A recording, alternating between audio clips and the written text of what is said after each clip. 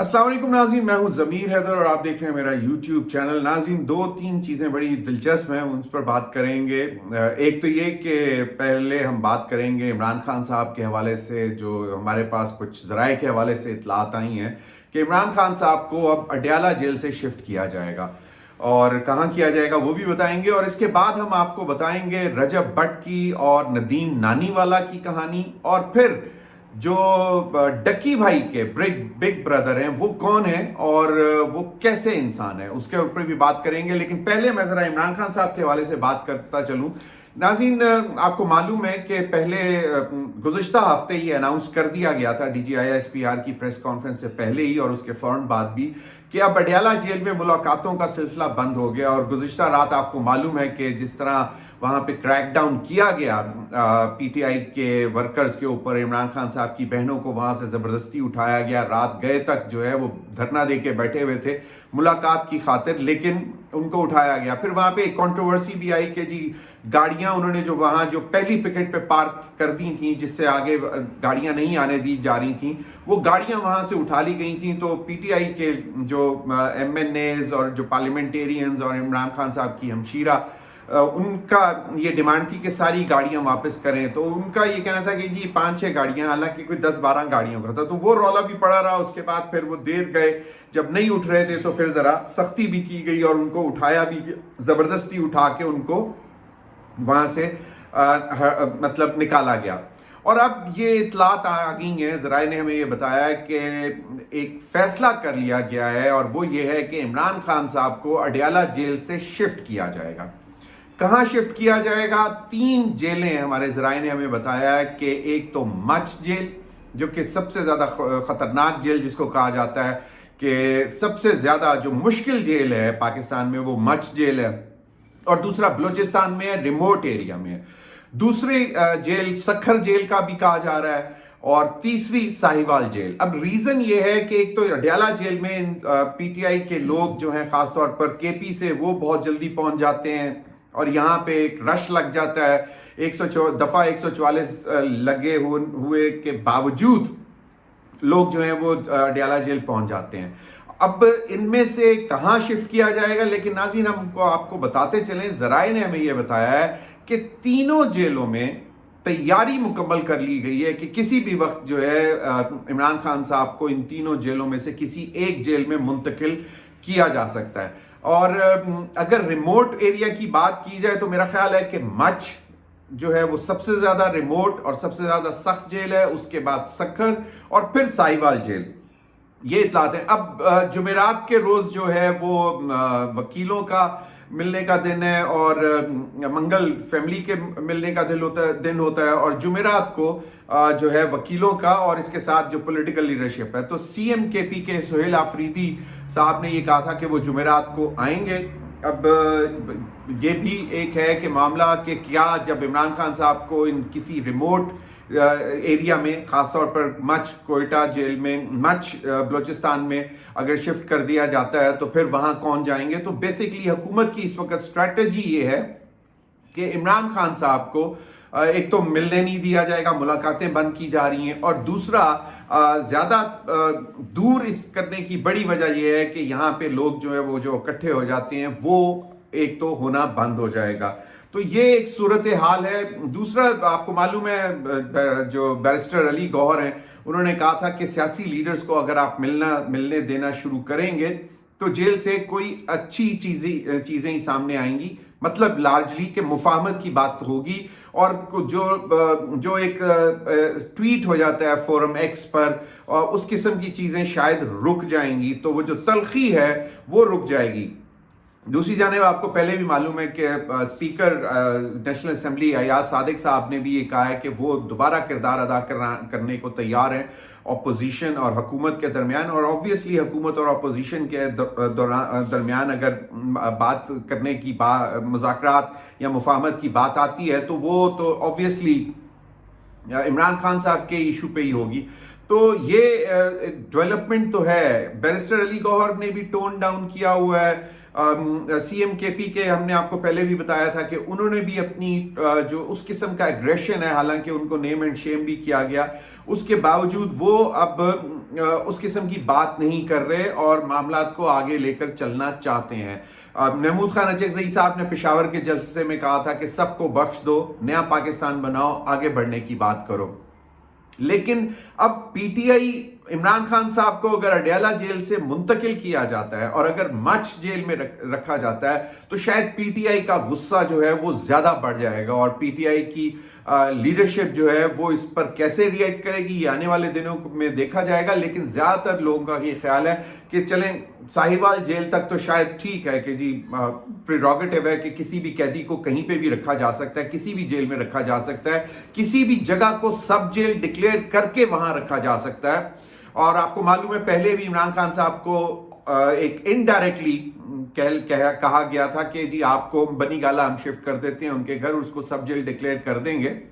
और उसके बाद अभी हाल ही में पिंडी में एक वेस्टरेज एरिया में भी इतलात आई, खबरें आई, तस्वीरें भी निकली कि जी इसको सब जेल बनाया जा रहा है और इमरान खान साहब को अब इस जेल में यहाँ पे शिफ्ट किया जाएगा। लेकिन ऐसा नहीं हुआ और अभी तक उनको अडयाला जेल में रखा है। लेकिन अब जो मामलात हैं वो क्या मजीद खराब हो सकते हैं कि लोगों को मुलाकात करने से मच जेल वुड बी सो फार और ज्यादा सख्त है, जिस पर शायद पीटीआई की लीडरशिप ज्यादा सख्त तरीके से रिएक्ट करेगी। सखर भी जरा दूर पड़ता है, उनकी फैमिली को दूर पड़ेगा। साहिवाल कंपैरेटिवली लाहौर से अगेन 2-2.5 घंटे का सफर है, 2.5-3 घंटे का, तो वो पिंडी से तो कम से कम करीब है।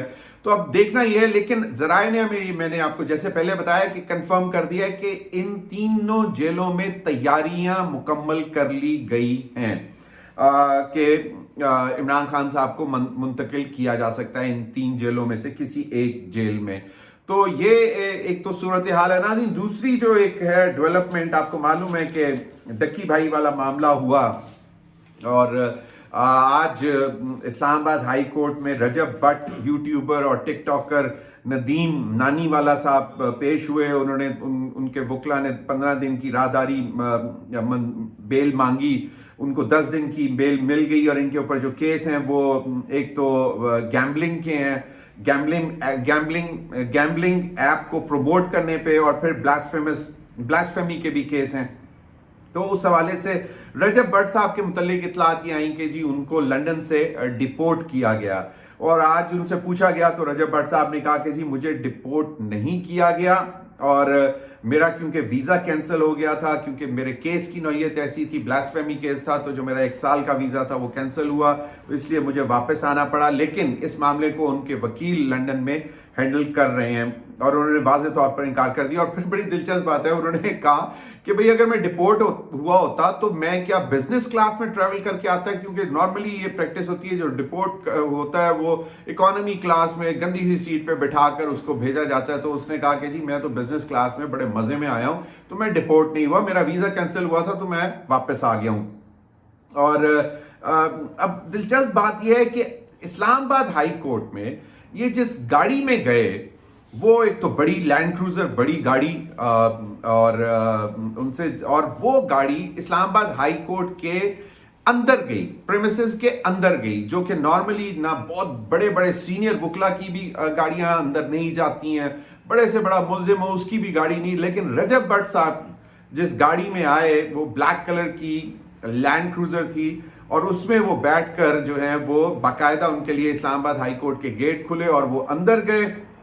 और जब उनसे ये सवाल किया गया कि जी आपका तो मतलब लगता है कि आपका भी ताल्लुक जो है वो किसी बिग ब्रदर से है, तो उन्होंने इस बात का जवाब नहीं दिया। उन्होंने कहा कि मेरा वकील बताएगा, लेकिन उन्होंने कहा कि मैं तो इस गाड़ी में लिफ्ट लेके आया था, लिफ्ट ली है मैंने।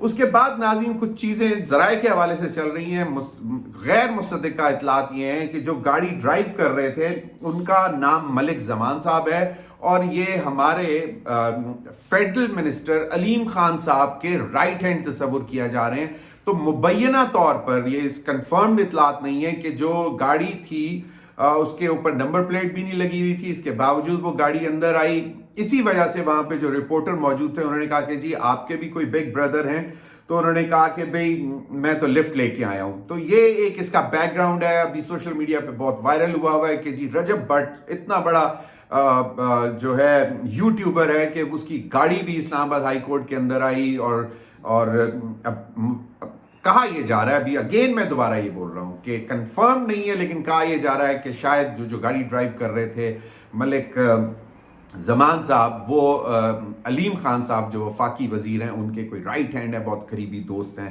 وہ گاڑی ڈرائیو کر رہے تھے, جس کو انہوں نے کنفرم نہیں کیا رجب بٹ صاحب نے. ناظرین, میں نے جس طرح شروع میں بولا تھا کہ بگ بردر جو ڈکی بھائی نے 100 ڈیز کی کہانی اپنی رودات سنائی, اور اس میں انہوں نے ذکر کیا کہ مجھے بگ بردر نے ریسکیو کیا. یہ بگ بردر ہیں کون جناب؟ یہ بگ بردر جو ہیں یہ ہیں جنرل واجد عزیز صاحب. یہ DGMI ہیں, ڈائریکٹر جنرل ملٹری انٹیلیجنس ہیں. اب انہوں نے انٹرویو کیوں کیا تھا یہ بھی ہم آپ کو بتاتے ہیں, لیکن اس سے پہلے ان کا کریکٹر ہم آپ کو بتا دیں کہ جب GOC مری تھے تو آپ کو یاد ہوگا کوئی چند سال پہلے وہاں پہ بھاری قسم کی سنو فال ہوئی تھی, اور جس میں بہت سے لوگ پھنس گئے تھے, اور ایک فیملی کی تو جانیں بھی چلی گئی تھیں کیونکہ وہ گاڑی میں ہی ہیٹر آن کر کے سو گئے تھے, جس کی وجہ سے وہ سفوکیشن سے گاڑی کے اندر ہی مر گئے تھے. تو جب GOC مری تھے جب جنرل واجد عزیز صاحب, تو انہوں نے بہت زیادہ مدد کی تھی لوگوں کی, اور پورا زور لگا دیا تھا کہ ہر حال میں ہر طریقے سے لوگوں کو ریسکیو کیا جائے. تو ان کے متعلق کہا یہ جاتا ہے کہ جنرل واجد عزیز صاحب جو ہیں وہ ایک بہت ہی نرم دل شخص ہیں, اور تھورو پروفیشنل جنرل ہیں, اور زیادتی کسی کے ساتھ نہیں ہونے دیتے. تو بیسیکلی ان کو بگ بردر ڈکی بھائی نے اس لیے کہا کہ جب معاملات, کیونکہ جب ان کو اٹھایا تھا national cyber crime investigation agency NCCIA نے, اور اس کے بعد انہوں نے یہ بھی بتایا اپنے کہ انہوں نے بہت سے پیسے ان سے لیے اور رشوت لی, اور ان کو بہت زیادہ مارا پیٹا, اور وہ NCCIA والے جو نام لے رہے تھے وہ کہہ رہے تھے کہ جی MI کے کہنے پہ آپ کے ساتھ یہ سب کچھ ہو رہا ہے. تو انہوں نے کہا کہ جب یہ معاملہ بگ بردر, یعنی کہ جو ان کو بگ بردر کا کہ جنرل جب واجد عزیز صاحب کو یہ بات پتہ چلی تو انہوں نے ان کو ریسکیو کیا, اور اس کے بعد پھر کاؤنٹر جو ہے وہ باقاعدہ انویسٹیگیشنز کھل گئیں ان آفیسرز FIA کے جو کہ national cyber crime investigation agency کے آفیسرز تھے, ان کے خلاف انکوائریز کھل گئیں کہ جی انہوں نے ایک تو ناجائز نام لیا, MI کا نام استعمال کیا گیا, اور پھر MI کے نام پہ پیسے بھی لیے گئے, اور مارا پیٹا بھی ڈکی بھائی کو. تو ڈکی بھائی نے جس شخص کا شکریہ ادا کیا بگ بردر کا, وہ جنرل واجد عزیز ہیں, DGMI ہیں, اور ایک بہت ہی نیک دل انسان ہے, اور لوگوں کی مدد کرتے ہیں, اور خاص طور پر جو ان کے متعلق ہم نے سنا ہے وہ یہ ہے کہ کسی کے ساتھ زیادتی نہیں ہونے دیتے, اور ناجائز اگر کوئی کرتا ہے تو اس کو وہ چھوڑتے بھی نہیں ہیں.